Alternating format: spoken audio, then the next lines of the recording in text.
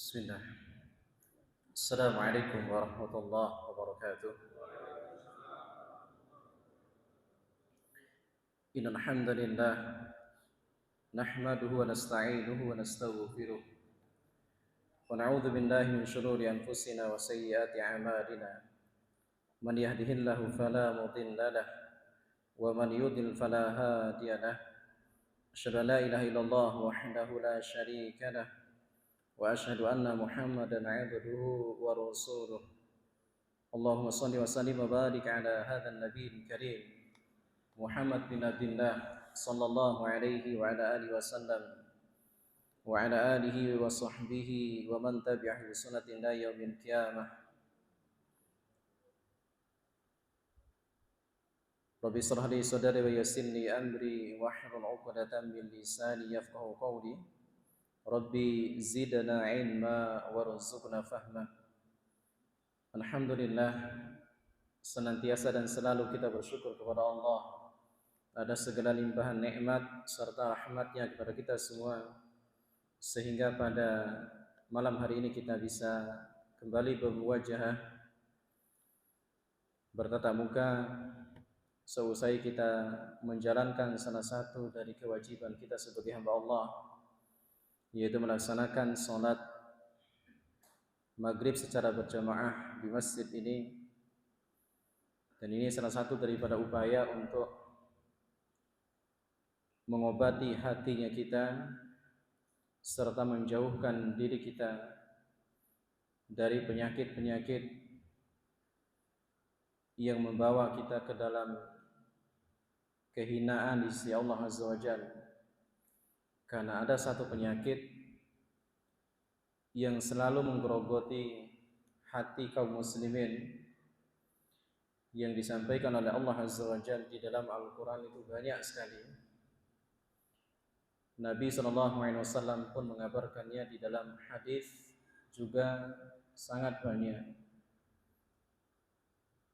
bahwa ada satu penyakit yang sangat berbahaya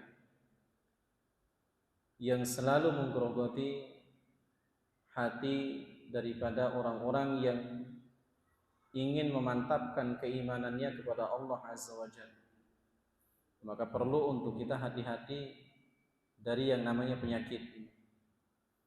Penyakit ini adalah penyakit nifaq, yaitu penyakit kemunafikan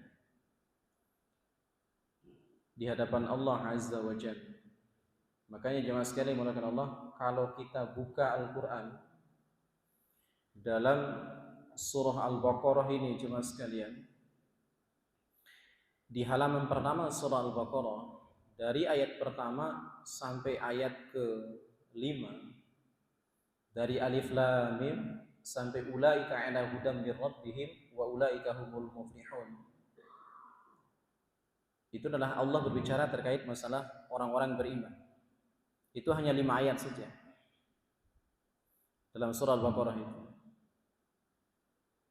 Kemudian ayat ke-6 dan ayat ke-7-nya itu Allah berbicara terkait masalah orang kafir. Jauh lebih sedikit lagi, hanya 2 ayat. Innal ladzina kafaru sawa'un 'alaihim a anzartahum am lam tundirhum la yu'minun.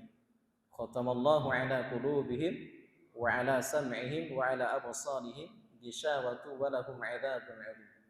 Jelas terkait masalah orang kafir. Tapi dari ayat ke-8 sampai ayat ke-20 itu Allah berbicara terkait masalah orang-orang munafik. Lebih kurang ada 13 ayat Allah berbicara terkait masalah orang munafik. Makanya Al-Imam Ibnu Katsir ketika menafsirkan ayat ini, beliau menyampaikan kenapa Allah berbicara terkait masalah orang-orang munafik di dalam ayat ini. Ini jauh lebih banyak ayatnya dibandingkan dengan ketika Allah berbicara terkait masalah ciri orang-orang yang beriman dan terlebih ciri orang-orang kafir. Ini menunjukkan bahwasanya sifat daripada kenifakan itu sangat mudah masuk ke dalam hati kaum muslim. Makanya perlu untuk kita hati-hati di situ. Makanya ada salah seorang ulama yang bernama Al-Imam Ibnu Qayyim Al-Jauziyah rahimahullahu taala, di dalam kitabnya Ighathatul Lahfan min Masaid Syaitan menyampaikan bahwasanya salah satu daripada upaya untuk kita menjauhkan diri dari yang namanya kenifakan ini, munafik ini jemaah sekalian, itu adalah dengan cara kita selalu melangkahkan kaki kita menuju rumah Allah untuk mengerjakan sholat 5 waktu secara berjemaah. Makanya kalau hati kita itu sudah dikuatkan oleh Allah, hati kita itu sudah diberikan kemudahan oleh Allah untuk selalu rindu dengan masjid, itu menunjukkan bahwasanya hati kita itu sudah diobati oleh Allah Subhanahu wa taala dari yang namanya nifaq, kemunafikan. Tapi kalau sebaliknya, ketika azan itu dikumandangkan, panggilan Allah Azza wa Jalla lewat seorang muadzin di masjid, tapi susah banget untuk kita bangkit, justru kita lebih cinta dengan dunia yang kita miliki. Nah, disitulah bukti ataupun cerminan bahwa hati kita itu sedang bermasalah dengan kenifakan itu, dipenuhi dengan kemunafikan. Makanya jangan kira kemunafikan itu hanya yang berkaitan dengan ketika berbicara dia berdusta, ketika dia berjanji dia mengingkari, ketika diberikan amanah dia tidak tepati, dan lain sebagainya. Bukan hanya itu, tapi malasnya kita di dalam, pada umumnya malasnya kita di dalam melakukan ketaatan kita kepada Allah Azza wa Jalla. Tidak ada penyakit yang lain di situ yang menjadikan kita malas di dalam beribadah kepada Allah, melainkan itu semua adalah karena adanya kemunafikan di dalam diri. Nah, makanya sekali lagi mudah-mudahan dengan sholat berjamaah yang barusan kita lakukan, ini menjadikan kita dijauhkan oleh Allah Azza wa Jalla dari kenifakan di sisi Allah Subhanahu wa taala. Jemaah sekalian yang dimuliakan Allah, Isya jam berapa, Pak? Jam? Iya. Jam 7.30 berarti? Baik.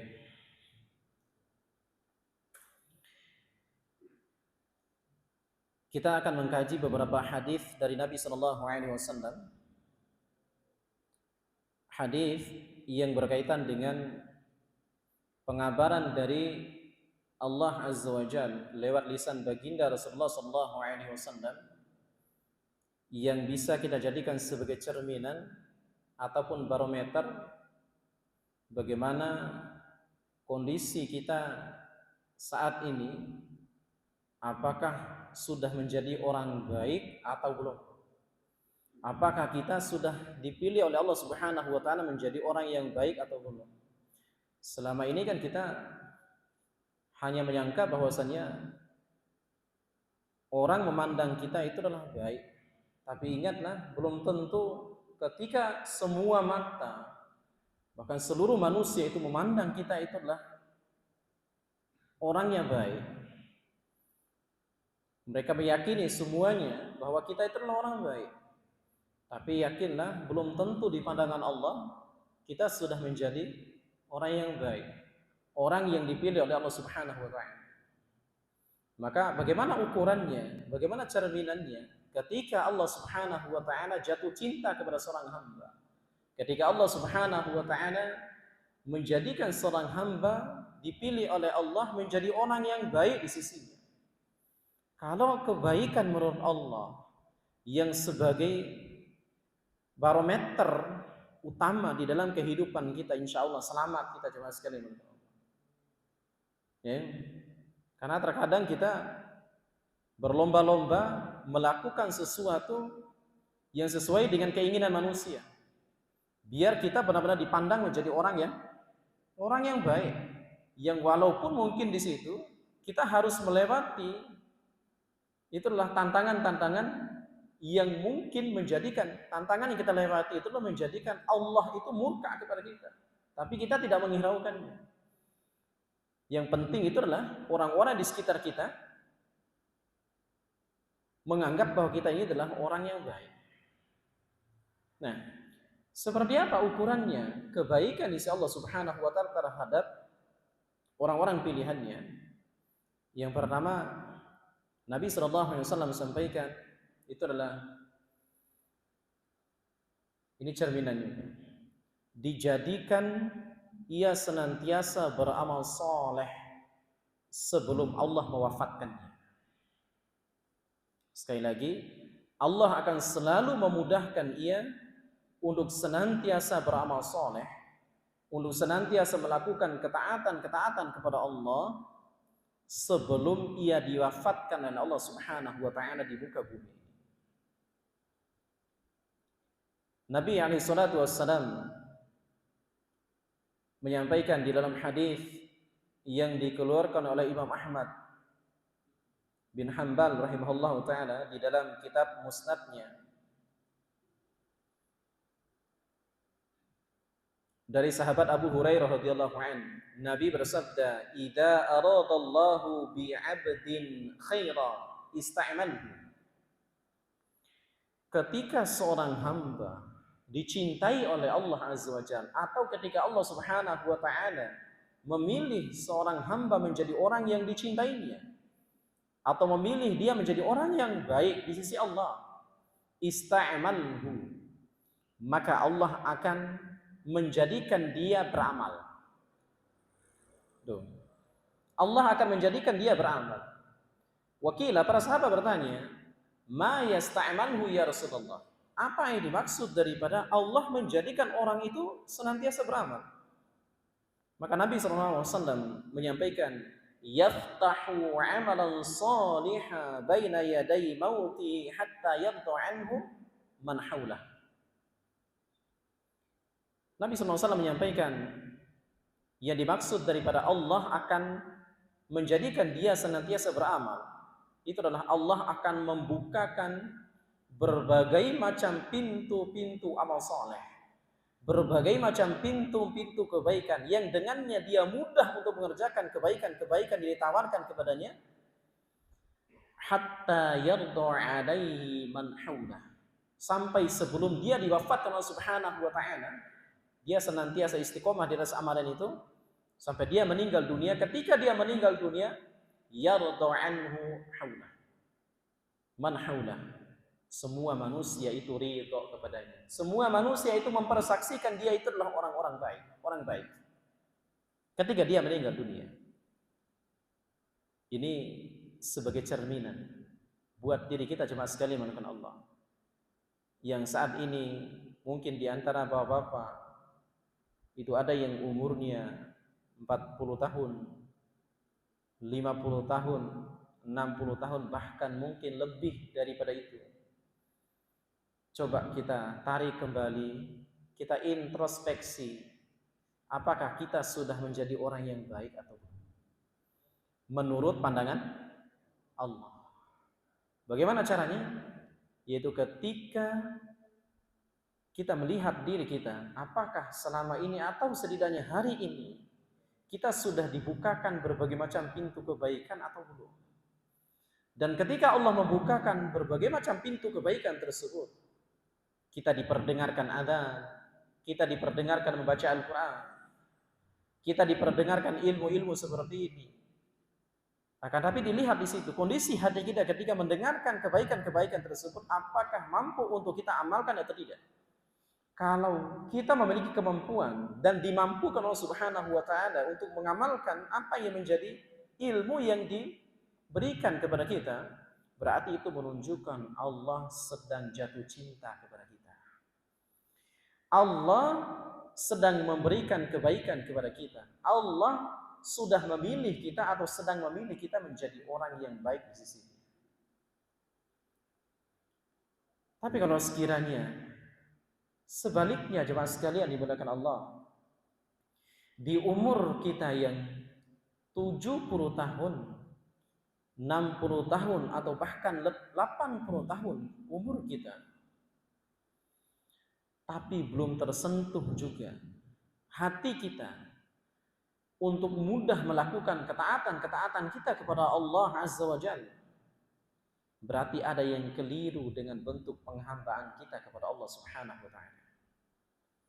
Ada yang keliru dengan kehidupan kita, jemaah sekalian yang dimuliakan Allah. Kita menginginkan kemudahan-kemudahan di dalam kita melakukan ketaatan kepada Allah Subhanahu wa taala itu benar-benar Allah mudahkan. Makanya kalau kita mendapati diri kita, ini disampaikan oleh para ulama, rumus di dalam kita beramal. Kalau kita mendapati diri kita, contohnya itulah susah untuk membaca Al-Quran, susah untuk berangkat ke masjid mengerjakan sholat berjamaah misalkan, susah untuk kita mengamalkan kewajiban-kewajiban yang lain, jangankan yang sunnah, yang wajib saja itu susah banget. Maka pastikanlah di dalam diri kita, kembalikan pada yang sebagai mukaddimah tadi, ada kenifakan, ada penyakit yang sangat besar yang sedang menggerogoti hatinya kita. Kemudian Allah menyampaikan, fi qulubihim maradun fazadahumullahu marada. Di dalam hati mereka, yaitu orang-orang munafik, fi qulubihim maradun, ini ayat ketika berbicara terkait masalah orang munafik, surah Al-Baqarah ayat yang ke-10. Di dalam hati mereka itu ada penyakit.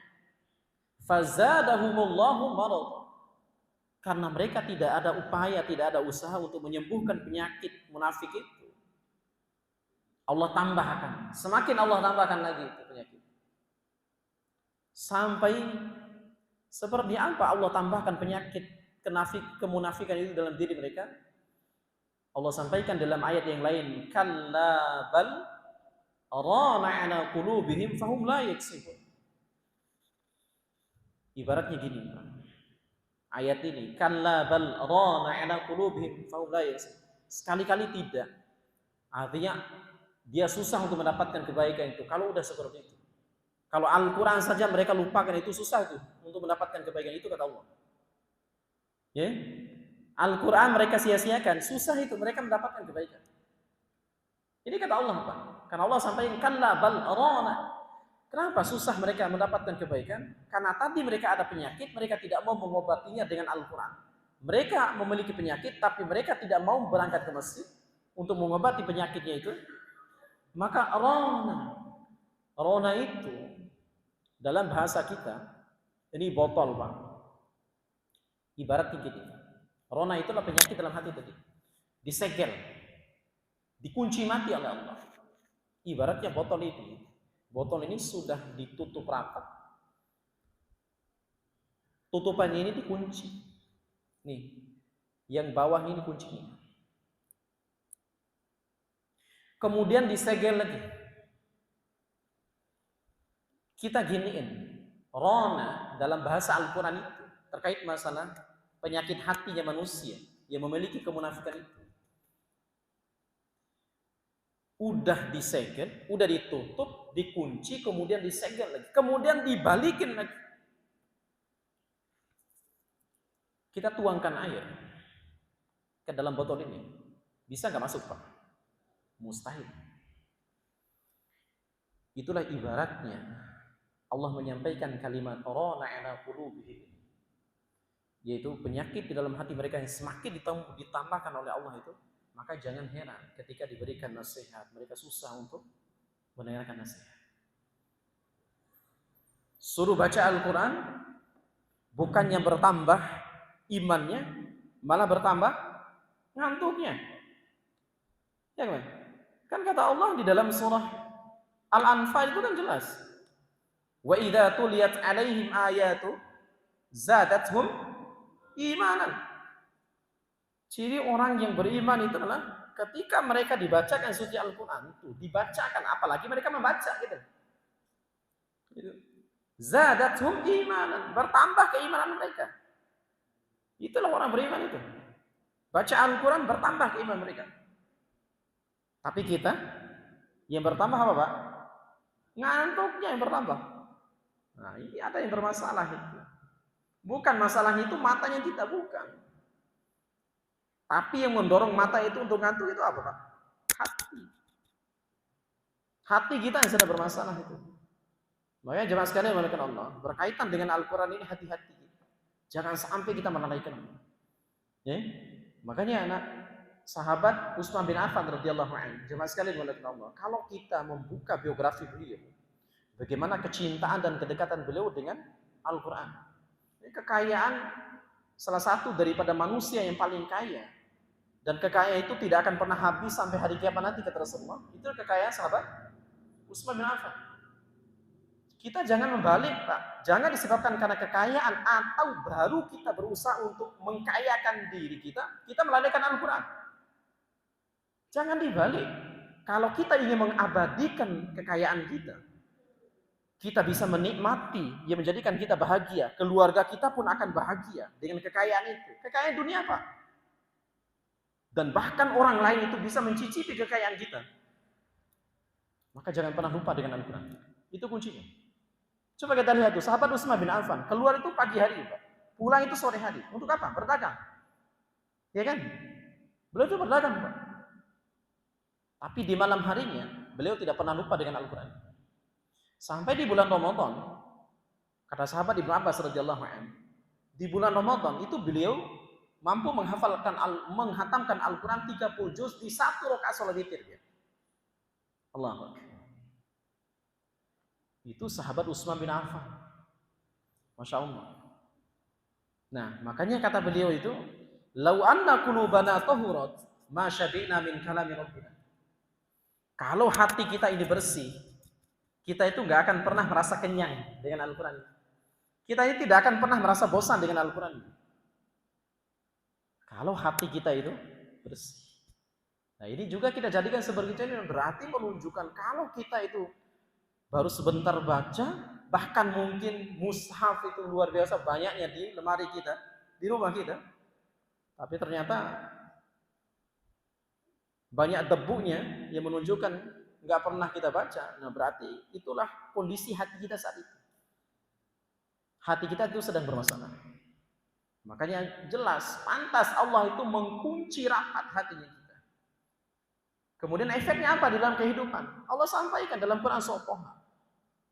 A'udzubillahi minasyaitonir rajim. Wa man a'rada 'an dzikri fa inna lahu ma'isyatan dhanka. Wa yauma yahsyuruhu yaumal qiyamati a'ma. Itu yang diingatkan oleh Allah. Hati-hati dengan Al-Quran. Kata Allah, siapapun yang melalaikan Al-Quran ini, kata Allah, maka kami akan memberikan kehidupan yang sempit di dalam hati mereka. Tuh. Ma'isyatan dhanka. Kehidupan mereka sempit. Makanya kalau ada kesempitan yang kita dapatkan di dalam kehidupan kita, padahal kekayaan ada, istri punya, anak kita miliki, rumah sedang kita tempati, isinya luar biasa, kendaraan, masya Allah, mahal-mahal lagi, tapi kok nggak pernah merasakan ketenangan? Wallah, itu disebabkan karena kita sedang jauh dari Al-Quran. Gak ada yang lain. Kita sedang jauh dari Al-Quran. Kita menjauhkan diri dari Al-Quran. Allah buat diri kita itu diberantakin oleh Allah. Ya? Kehidupan kita itu dibuat berantak oleh Allah, Pak. Berantakan semuanya. Pekerjaan kita nggak selesai. Ya? Makanya mulainya dari mana, Pak? Al-Quran. Untuk kita menyelesaikan urusan itu, semuanya mulai dengan Al-Quran. Maka jemaah sekalian dimuliakan Allah. Nah, itu baru di dunia itu. Kemudian di akhirat seperti apa? Orang yang melalaikan Al-Quran itu. Kata Allah, wa yauma yahsyuruhu yaumal qiyamati a'ma. Allah akan membangkitkan mereka dalam keadaan buta matanya. Allah. Di padang mahsyar nanti mereka akan dibangkitkan Allah dengan dalam keadaan buta. Kemudian mereka bertanya kepada Allah, qala rabbi lima hasyartani a'ma wa qad kuntu basira. Ya Rabbku, kenapa engkau bangkitkan aku dalam keadaan buta? Bukankah dulu ketika di dunia aku dalam keadaan bisa melihat? Kata Allah, kadzalika atatka ayatuna fanasita. Fal yauma tunsa wa kadzalika al yauma tunsa. Gimana tidak? Dulu ketika aku menawarkan Al-Quran kepadamu, kamu melupakanmu, kamu melupakan dia, melupakan Al-Quran itu. Ya sekarang kami ia mendapatkan giliran untuk melupakan kamu, kata Allah. Waliyahulillah. Jemaah sekalian, sesibuk apapun bapak-bapak, sesibuk apapun kita dengan duniawi yang kita kumpulkan, keluarga, kekayaan dan lain sebagainya, yang di depan matanya kita, jangan pernah melalaikan Al-Quran. Kunci mati, harga mati kita ini Al-Quran. Ya. Nah, kembalikan pertanyaan tadi, jemaah sekalian kepada Allah.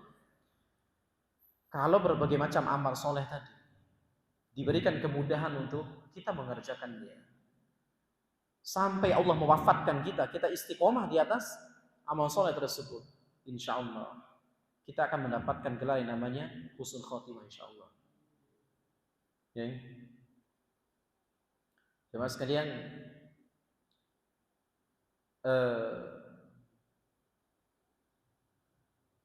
sahabat Abdullah bin Abbas atau yang disebut dengan Ibnu Abbas radhiyallahu anhu, ketika mengomentari satu ayat dalam Al-Quran, ayat ini selalu dibacakan oleh sang khatib ketika naik mimbar, terutama mimbar Jumat, sebagai muqaddimahnya. Kata Allah, a'udzubillahi minasyaitonir rajim, ya ayyuhalladzina amanu taqullaha haqqa tuqatih wa la tamutunna illa wa antum muslimun. Wahai orang-orang yang beriman, jangan pernah kamu mati melainkan, wahai orang yang beriman, bertakwalah kamu kepada Allah dengan sebenar-benarnya takwa. Wala tamutunna illa wa antum muslimun, dan jangan pernah kamu mati melainkan dalam keadaan Islam yang benar. Sahabat Ibnu Abbas radhiyallahu anhu itu menyampaikan, jemaah sekalian oleh Allah, apa yang dimaksud daripada jangan kamu mati melainkan dalam keadaan Islam yang benar? Kata beliau, man 'asha 'ala syai' fa huwa mata 'alaihi. Ini salah satu daripada sifat kematian itu, jemaah sekalian. Itu adalah Allah akan mewafatkan kita di atas kebiasaan kita. Ya. Allah akan mewafatkan kita itu di atas kebiasaan kita. Makanya sahabat Ibnu Abbas menyampaikan ketika mengomentari ayat ini, man 'asha 'ala syai', siapa yang membiasakan sesuatu di dalam hidupnya, fa huwa mata 'alaihi, Allah pun akan mewafatkan dia di atas kebiasaan itu. Coba kita lihat, ada orang yang meninggal ketika sujud, maka kita berhusnudzon kepada Allah. Berarti itu menunjukkan kebiasaan dia di masa hidupnya itu selalu mengerjakan sholat, selalu sujud di hadapan Allah. Ada orang yang meninggal ketika membaca Al-Quran. Banyak, Pak. Orang yang meninggal ketika membaca Al-Quran. Kita lihat sahabat Utsman bin Affan meninggal ketika baca Al-Quran. Ya. Dia meninggal ketika membaca Al-Quran. Ya, karena memang itulah kebiasaan beliau, baca Al-Quran. Dan sebaliknya ada orang yang meninggal juga di atas keburukan, waliyadzubillah. Sakaratul mautnya sampai berhari-hari. Ya. Ini kisah nyata yang saya dapatkan sendiri. Ketika kami melakukan safari dakwah itu di Malang, Jawa Timur. Tahun 2014, tahun 2015. Ya, tahun kedua saya baru nikah. Saya nikah tahun 2013. Di waktu itu umur saya belum genap 21 tahun. Karena sekarang umur saya baru mau masuk 31, Pak. Saya kelahiran 92. Itu kami melakukan safari dakwah di Malang tahun 2015 itu. Ada salah seorang warga yang mendatangi kami, menyampaikan, mohon maaf Ustaz, kami bisa jemput Ustaz untuk ke rumah? Jauh dari sini Pak, karena sebentar lagi saya kajian. Itu di jam 7 pagi. Karena jam setengah 9 kita mulai tablik akbar. Jam setengah 9. Cuma sebentar aja Ustaz. Sudah.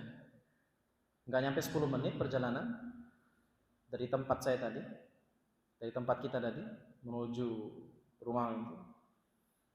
Ada apa di sana? Itu bapak saya Ustaz. Bapak saya ini hari yang ke-9 Sakratul Maut. Katanya waktu itu. Hari yang ke-9 Sakratul Maut. Waliyadzubillah. Nah, terus ini enggak Sakratul Maut, Pak. Saya coba untuk ruqyah, mau ruqyah gimana? Ini bukan kerasukan. Ini ada masalah ini semasa hidupnya. Akhirnya saya tanya ke istrinya masih hidup. Udah tua lagi. Umur 60-an tahun.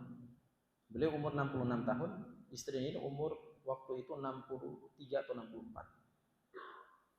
Saya tanya, "Ibu, mohon maaf, sama anaknya ada 8 orang. Salah satunya yang tadi itu yang jemput saya. Mohon maaf, Bapak-bapak, Ibu-ibu, mohon disampaikan kepada saya. Ini bukan kita mengorek-ngorek aib, tapi ini untuk kita menemukan solusinya. Kira-kira apa kebiasaan daripada beliau semasa hidup?" Langsung istrinya itu teriak. Ibu dari mereka ini teriak. Kebiasaannya Ustaz itu main domino. Ya, main domino. Minimal itu 2 kali dalam sehari. Oh iya. Ada warung di sini, dekat sini ada warung. Ada Ustaz sampai rumah. Ada jual domino. Lah, Ustaz mau main domino? Enggak. Ini nyata, Pak. Yang saya dapati seperti itu. Dibelikan domino itu, Pak. Saya pilih salah satu ini domino itu. Saya ambil. Kita tempelkan di dadanya, Pak. Satu tempelkan di dadanya, satu di sini. Saya sambil berdoa kepada Allah Azza wa Jalla, "Ya Allah, wafatkanlah dia dalam keadaan Islam, ya Allah. Wafatkanlah dia dalam keadaan beriman kepada-Mu, ya Allah." Kasihan, Pak. Beberapa menit kemudian setelah saya ini kan, Pak, masuk meninggal dunia. Meninggal dunia, Pak. 2 kartu yang saya tempelkan, 2 ini di sini, di jidatnya sama di dadanya. Itu langsung meninggal dunia. Nah, ini waliyadzubillah. Kemudian yang kedua, ada di kampung saya juga. Itu yang biasa kalau diangkot itu, Pak ya, di engkel ya. Tahu mobil engkel itu ya, yang ya itulah, yang bis mini itu ya.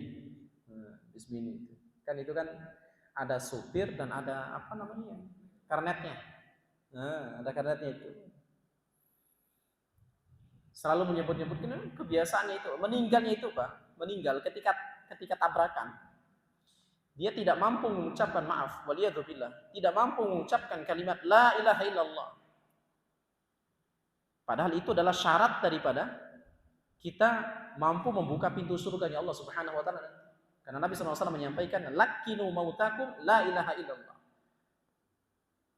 Talkinkanlah kematian di antara kalian dengan kalimat la ilaha illallah. Man qala la ilaha illallah fi akhir kalamihi dakhala al-jannah. Barang siapa yang di akhir kehidupannya itu dia mengucapkan kalimat la ilaha illallah, maka dia masuk surga. Itu jaminan dari Nabi SAW. Dari Allah Azza wa Jalla. Nah, orang ini, Pak, ketika terjadi ini tabrakan maut, Pak. Itu beberapa menit beliau tidak langsung meninggal. Ditalkin dulu. Talkin la ilaha illallah, enggak bisa. Apa yang dia ucapkan, Kak? Semakin dia ditekan kalimat la ilaha illallah, dia mengucapkan Vera itu salah satu daerah di sana, Pak. Kan biasa kan kayak di terminal itu Pak ya. Nah, ini jurusan ini kan gitu. Nah, itulah kebiasaannya itu, Pak. Sampai Allah mewafatkan. Allah Akbar. Itu benar-benar suatu kepastian. Di dalam kehidupan itu, Allah tidak akan pernah mewafatkan seorang hamba melainkan di atas kebiasaan. Makanya tinggal kita pilih, kita mau diwafatkan Allah di atas kebiasaan seperti apa. Jemaah sekalian, tanggal 21 November 2022 kemarin, istri saya menghadap Allah, meninggal di umurnya 30-an tahun juga, 31 tahun. Beliau lebih tua 1 tahun daripada saya. Dengan meninggalkan anak 3, masih kecil-kecil semua. Yang pertama 7 tahun, yang kedua 5 tahun, yang ketiga 3 tahun. Itu anak saya, Pak. Jagoan semua. Ya. Saya tidak hanya belajar untuk meminta kepada Allah, saya tidak hanya berdoa kepada Allah untuk hati saya diberikan kesabaran, tidak. Wallahi. Tapi saya berdoa kepada Allah agar Allah memberikan satu kenikmatan buat saya untuk saya mampu bersyukur ketika melihat keadaan istri yang wallahi saya sampai masya Allah. Ini tidaklah lain, bukan untuk ini, beliau pun sudah meninggal. Tapi ini namanya tahadduts bin ni'mah. Wa amma bi ni'mati rabbika fahaddits. Tahadduts bin ni'mah itu boleh, yaitu menceritakan kenikmatan yang kita dapatkan. Yang dengannya mungkin ada ibrah ataupun pelajaran yang mampu untuk kita petik di situ, kita ambil di situ. Kenapa saya harus bersyukur? Kenapa saya menuntut diri saya untuk bersyukur kepada Allah Azza wa Jalla padahal istri dalam keadaan meninggal? Karena meninggal saya lihat persis, masya Allah, tanda-tanda daripada lebih kurang ada 42 hadis yang berkaitan dengan ciri-ciri orang yang mati syahid. Itu ada beberapa yang saya dapatkan dari istri. Di antaranya itu adalah saya ikut memandikan juga. Di antaranya itu badannya itu biasanya orang kalau sudah dicabut ruhnya, kerasa apa Pak? Dingin kan ya? Dingin. Yang paling pertama terasa dingin itu kan dari ujung kaki. Karena memang proses sakratul maut itu kata Nabi SAW itu kan 4 kali pencabutan nyawa Pak. Ya kan? Ada 4 kali pencabutan nyawa. Sebagaimana diriwayatkan Imam At-Tirmidzi dalam Sunan itu ditarik di ubun-ubun. Malaikat maut itu duduk di atas kepalanya kita. Duduk kemudian tarik, tak. Ditarik di ubun-ubunnya kita. Kemudian dari ujung kaki itu naik ruhnya sampai betis. Makanya bagian organ yang paling cepat terasa dingin itu adalah kaki. Kenapa? Karena sudah naik ruhnya, sudah nggak ada ruh dia. Kemudian pencabutan yang kedua ditarik lagi, tak. Dari betis tadi sampai pinggang.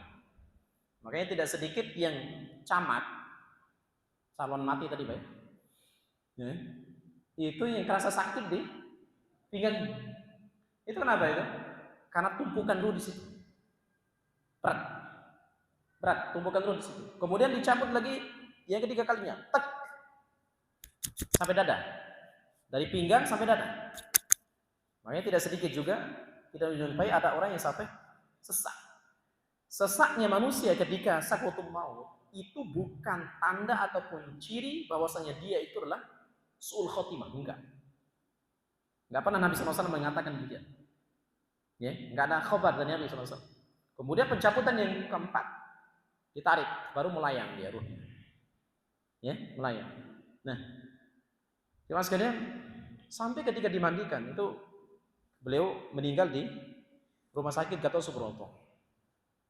Yang seharusnya beliau dioperasi tanggal 22 besoknya hari Selasa. Dioperasi. Qadarullah, Allah lebih sayang kepada beliau. Tanggal 21-nya beliau meninggal dunia. Alhamdulillah ala kulli hal. Nah itu ketika dimandikan, terasa hangat semua Pak. Dari ujung kaki sampai ujung kepala. Terasa hangat semua nih badannya. Sampai tim yang memandikan itu ada 4 orang. Ustaz yang penanggung jawabnya. Mohon maaf Ustaz, sampai beliau menangis. Dari awal sampai akhir beliau menangis. Saya bertugas sebagai pemandi jenazah itu sudah 22 tahun, Ustaz. Saya tidak pernah mendapatkan jenazah yang seperti ini. Nggak ada kaku sama sekali, Pak. Hangat. Kemudian yang kedua, keluar keringat di sini. Setelah dilap semuanya, beberapa kali dilap. Saya bilang sama, nggak perlu, Pak. Bu, nggak apa-apa. Udah dibungkus saja. Di kafan di sini. Dilap berkali-kali, tetap keluar. Ya, itu yang menjadikan saya itu, Pak, wallahi saya sampaikan cuma sekalian dimulakan Allah. Itu yang menjadikan saya itu tidak lagi ingat bagaimana caranya untuk saya bersabar. Enggak. Justru bagaimana saya mampu untuk bersyukur kepada Allah Subhanahu wa taala dengan meninggalnya istri ini luar biasa, kenikmatan yang luar biasa. Insyaallah. Justru saya mendapatkan iri di situ. Beliau telah mendahului dalam kebaikan. Karena kebiasaan beliau itu dua. Yaitu beliau tidak pernah meninggalkan sholat malamnya sampai malam terakhir beliau sebelum meninggal dunia, padahal dalam keadaan lumpuh total. Sakit lumpuh total, Pak. Karena keropos tulang belakang. Tulang ininya, leher belakang. Lumpuh total. Itu beliau enggak meninggalkan sholat malam. Kemudian yang kedua itu adalah karena beliau seorang hafidhah, alhamdulillah. Ya. Beliau mampu murojaah hafalannya itu selama sakitnya itu lumpuh, Pak. Selama sakitnya itu enggak banyak lah karena lumpuh. Itu hanya 3 juz saja. Hanya 3 juz. Beliau murojaah. Tidak bisa pegang apa-apa, Pak. Enggak bisa gitu. Namanya lumpuh total. Di atas kasur selama 2 bulan. Ya alhamdulillah. Nah itulah jemaah sekalian dimulakan Allah. Makanya kita yang masih hidup menunggu giliran semuanya. Makanya pastikan kita hari ini benar-benar sudah dibukakan semua pintu-pintu kebaikan itu oleh Allah Subhanahu wa taala, kemudian kita dimampukan oleh Allah untuk kita mengamalkan kebaikan-kebaikan. Ya. Itu yang pertama. Kemudian yang kedua, yang terakhir, 2 poin saja yang saya sampaikan. Itu adalah apa ciri daripada orang itu diberikan kebaikan oleh Allah,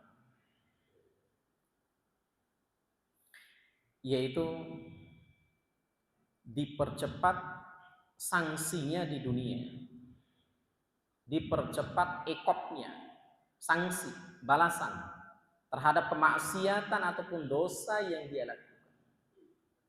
Insyaallah. Jemaah sekalian, kita menganggap bahwasanya adanya musibah, adanya bala yang menimpa diri kita disebabkan karena kemaksiatan yang kita lakukan, itu menunjukkan Allah itu murka. Belum tentu. Yakinlah, semua yang berkaitan dengan takdir apapun itu, Pak. Kita kan semuanya belajar masalah takdir, Pak. Karena takdir itu bagian daripada rukun iman. Rukun iman yang terakhir itu. Takdir, kita mengimani adanya takdir yang baik dan buruk. Tapi jemaah sekalian, perlu saya sampaikan, baik seperti apapun takdir itu, atau buruknya seperti apapun takdir itu, artinya musibah dan lain sebagainya, pastikan semua kalau itu adalah takdir, semuanya itu kita tanamkan keyakinan bahwa semua takdir itu adalah baik untuk kita. Sekalipun kita melewati takdir itu, takdir yang buruk gitu loh, tapi itu pasti baik buat kita. Saya tanya kepada bapak-bapak, dengan meninggalnya istri tadi, buruk nggak buat saya, Pak? Buruk, betul kan? Takdir yang buruk buat saya, iya kan? Takdir yang buruk. Dengan kita sakit, apakah takdir yang baik? Takdir yang buruk. Tapi kalau kita mampu bersabar, bahkan tingkatan yang lebih tinggi, yaitu mampu kita bersyukur terhadap takdir itu semua, pasti ada hikmahnya. Itu yang perlu kita ingat. Pasti itu semua adalah kebaikan buat kita semua. Di antaranya itu adalah ketika Allah menyegerakan sanksinya disebabkan karena kemaksiatan maupun dosa yang kita perbuat di muka bumi ini, Allah langsung menegur kita. Wallah, itu adalah salah satu daripada tanda ataupun ciri kita itu dicintai oleh Allah Subhanahu wa taala. Salah satu daripada tanda ataupun ciri bahwasanya kita diberikan kebaikan oleh Allah Subhanahu wa taala, menunjukkan bahwa Allah itu tidak ingin kita diwafatkan oleh Allah dalam keadaan membawa dosa. Ya kan? Allah nggak mau. Allah nggak mau kita itu masuk dalam neraka. Makanya disebabkan karena kemaksiatan kita, Allah bersihkan dulu di dunia. Makanya jemaah sekalian, ada 4 sungai yang Allah ciptakan untuk Allah untuk membersihkan kemaksiatan yang kita lakukan, dosa yang kita. Ada 4 sungai yang Allah ciptakan, maha baik ya Allah itu. Sungai yang pertama kata Imam Ibnu di dalam kitabnya Miftah dari Sa'adah. Maaf, dalam kitabnya Madarijus Salikin di juz yang kedua, halaman 192. Ya. Yang pertama, sungai yang pertama yang Allah ciptakan untuk menggugurkan dosa-dosa dan kemaksiatan kita, itu adalah sungai yang bernama amal soleh. Makanya seluruh amal soleh, apapun bentuknya itu memiliki potensi untuk menggugurkan dosa-dosanya kita. Kemudian yang kedua, sungai yang kedua yang Allah ciptakan itu adalah sungai tobat. Ya, sungai tobat dan istighfar. Makanya dengan tobat dan istighfar itu yang menjadikan diri kita diampuni dosa-dosanya kita.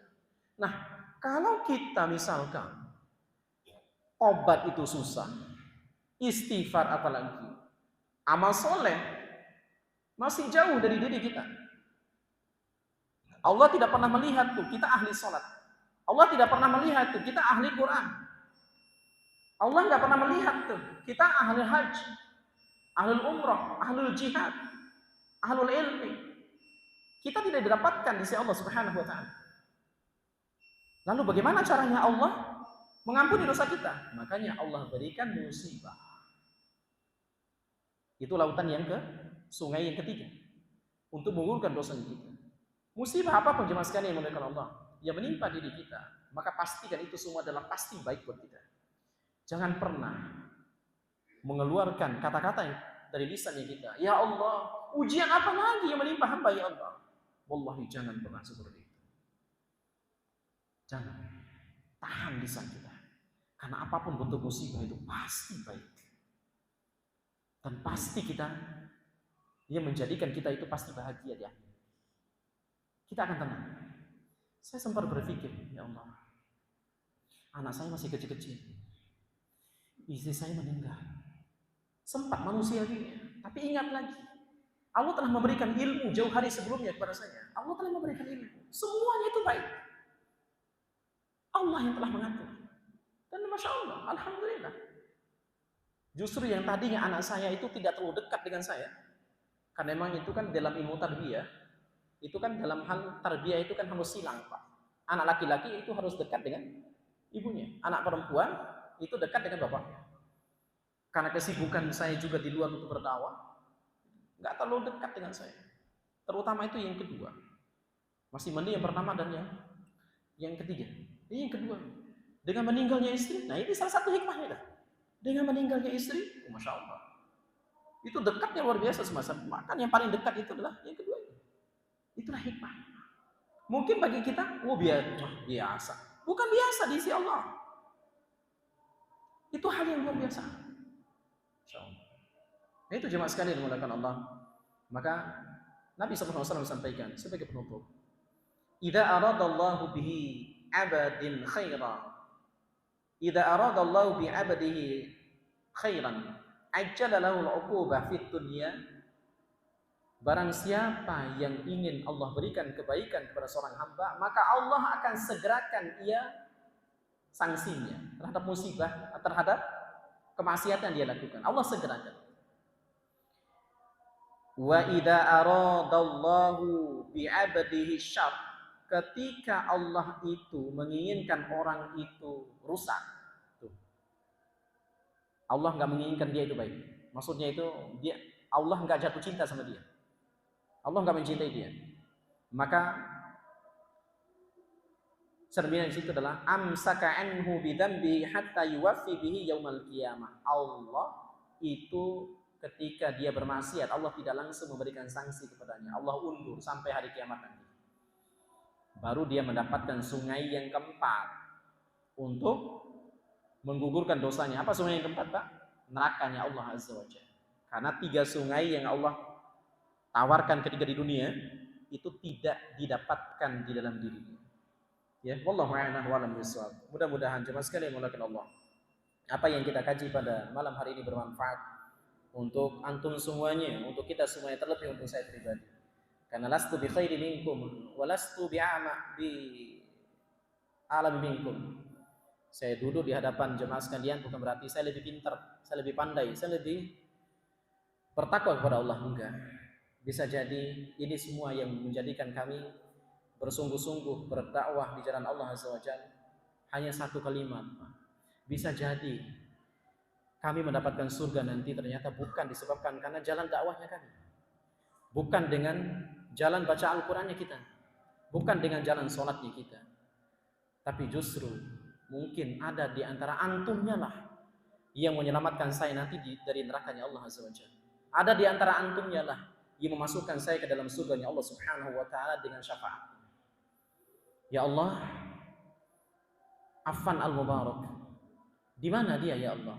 Ternyata antum mendapatkan saya di dalam neraka, waliyadzubillah. Ya Allah, dulu Affan al-Mubarak pernah mengajarkan ilmu kepada kami ya Allah. Dulu Affan al-Mubarak ketika di Masjid Al-Muhajirin pernah berkumpul bersama kami ya Allah. Pernah duduk bersama kami ya Allah. Pernah memberikan ilmu tausiah kepada kami ya Allah, yang dengannya membangkit membara semangat kami untuk beramal soleh ya Allah. Maka hari ini aku tidak ridha ya Allah untuk dia masuk ke dalam neraka-Mu ya Allah. Maka berikan syafaat kepadaku untuk aku memberikan syafaat itu kepadanya ya Allah. Bisa jadi disebabkan karena itulah saya al-fakir duduk di hadapan antum semuanya itu mendapatkan surga Allah Subhanahu wa taala. Maka pesan saya jemaah sekalian terakhir, kalau antum masuk surga duluan nanti dan antum yang enggak mendapatkan saya, tolong cari saya. Kita pernah berjumpa hari ini di tempat kebaikan ini. Kita pernah bersama-sama dalam melakukan ketaatan kepada Allah. Dan mudah-mudahan kita semua dikumpulkan Allah di dalam Jannatul Firdaus bersama baginda Rasulullah sallallahu alaihi wasallam. Amin ya rabbal alamin. Subhanakallahumma wa bihamdik, asyhadu an la ilaha illa anta, astaghfiruka wa atubu ilaik. Assalamualaikum warahmatullahi wabarakatuh.